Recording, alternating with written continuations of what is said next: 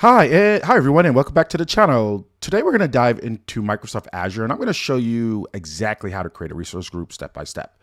Now, I'm Rob Thomas, your Everything Microsoft Enterprise Cloud Architect, and before we get started, let's give a shout out to our sponsor.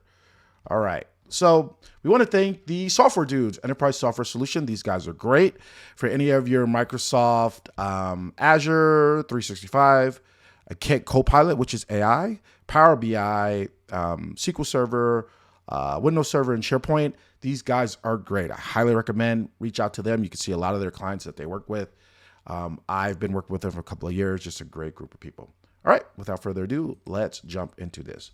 So, what is a resource group? Now, I did cover this in a previous video. I did talk about, at a very high level, a resource group. But resource groups are like folders for your cloud resources. They help you stay organized, make it easier to manage, tag, and delete everything in one go. Let's jump into the portal, which is, this right here. I'm going to show you like live. Let's jump into this. So we can just create our very first resource, make this super, super easy. And you can do a lot of this stuff, like get in here, create a lot of resources, do a lot of things. But the first thing you want to see is, like, as always, it always pops up here because I've been logging in and out. But if you didn't, it won't even show up in this panel, right? And the same thing here. This recent services will only show like recent services, things that are popping up. So just a reminder about that, right?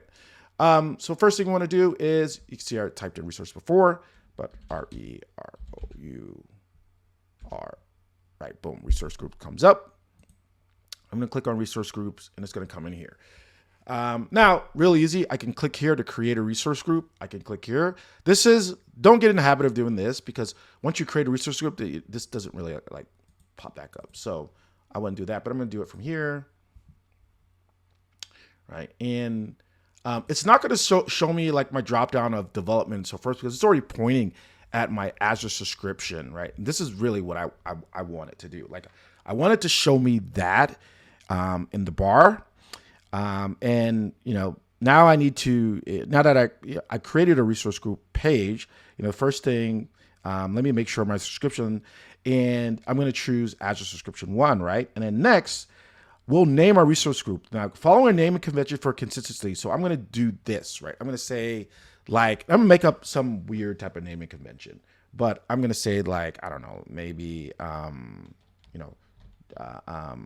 say TE, actually lowercase TE for team, and then I'll call it admin team, and then on that, I'll say biz dev, so BIS, right? So team, biz dev, right? And let's do the location. So mine is not going to be, it's going to be US West too. So I know it's going to be US West, so I'll say something possibly like US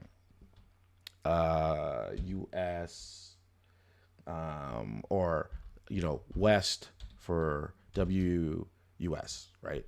Boom, right? And then I'll have to like create a naming convention, keep it in my mind, and I keep this pretty consistent. Now, once I have this, that breaks down like this, right? TE stands for the resource group, biz stands for the workload, and then dev stands for the environment, and then WUS stands for US West location. All right. Now let's set the region, which I already did. That looks good, right? And then this is important for performance and compliance. So I want to make sure that I'm in California, so I'm pointing on to those servers in the West. Previous videos, I talked about servers and how that works. Now, let's go next and we'll click on the tags, right? And here's an important part. In this step, we have a policy that requires a cost center tag, right? So if I skip and try to proceed, this is what happens, right? I'll go straight here and look what it does. It should fail on me. It used to fail. It doesn't fail anymore. But I can't skip, right? Because I actually generally need to set a tag. So let's just go there. And the first thing we want to do is we want to set a tag. So let's give it cost center. And then the value, I give it a value. I'm just going to call it like 7899. And that's my resource group. And I can even do more, right? So now I'm going to click this review, and it looks pretty good, right? Okay, so now I'm going to click the next, click on review, and then click create, because it passed the validation and things look pretty cool. So I'll click create, and then boom, my resource group is being created, right? All right. So we created our very first resource, super easy. And our resource group is complete, and it has a required tag. So let's quickly recap.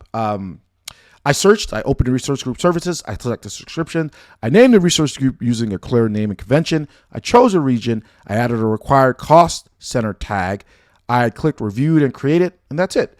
Using resource groups smartly helps you manage your Azure environment better, especially when you scale, because you'll be creating more resource groups as you scale. Now, in our next video, I'm going to create a virtual machine inside this resource group, right? If you found this video to be helpful, give it a thumbs up, subscribe, leave a comment, ask questions, right? And I'll look at it and answer.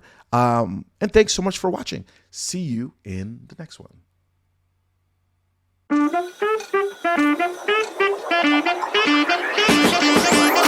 Thank you.